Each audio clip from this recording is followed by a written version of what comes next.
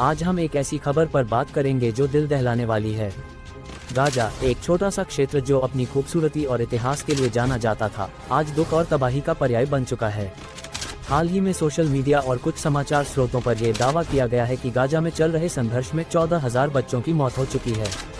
यह आंकड़ा न केवल चौंकाने वाला है, बल्कि मानवता के लिए एक गहरी चेतावनी भी है। आइए इस मुद्दे को गहराई से समझें। गाजा में पिछले कुछ समय से हिंसा और युद्ध का दौर चल रहा है।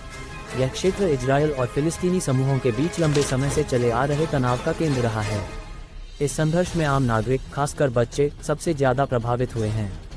एक एक्स पोस्ट में दावा किया गया कि गाजा में 14,000 मासूम बच्चों की जान चली गई है और यहाँ की धरती अब बच्चों की हंसी के बजाय आंसुओं से भीग रही है। हालांकि यह आंकड़ा स्वतंत्र रूप से सत्यापित नहीं हुआ है और इसे लेकर अलग अलग स्रोतों में भिन्न भिन्न जानकारी उपलब्ध है।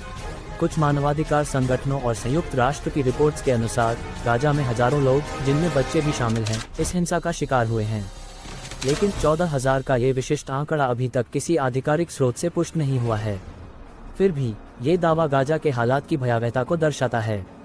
इस संघर्ष के पीछे कई जटिल कारण हैं। एक तरफ इजरायल का कहना है कि वह आतंकी गतिविधियों को रोकने के लिए सैन्य कार्रवाई कर रहा है, वहीं दूसरी ओर फिलिस्तीनी समूह इसे अपने लोगों पर अत्याचार के रूप में देखते हैं। इस बीच सबसे ज्यादा नुकसान उन मासूम बच्चों को हो रहा है जो न तो इस संघर्ष के लिए जिम्मेदार हैं और न ही इसे समझ पाते हैं।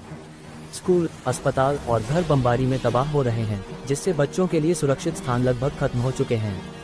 गाजा में भोजन, पानी और दवाइयों की कमी ने स्थिति को और बदतर कर दिया है। बच्चों में कुपोषण और बीमारियां तेजी से बढ़ रही हैं।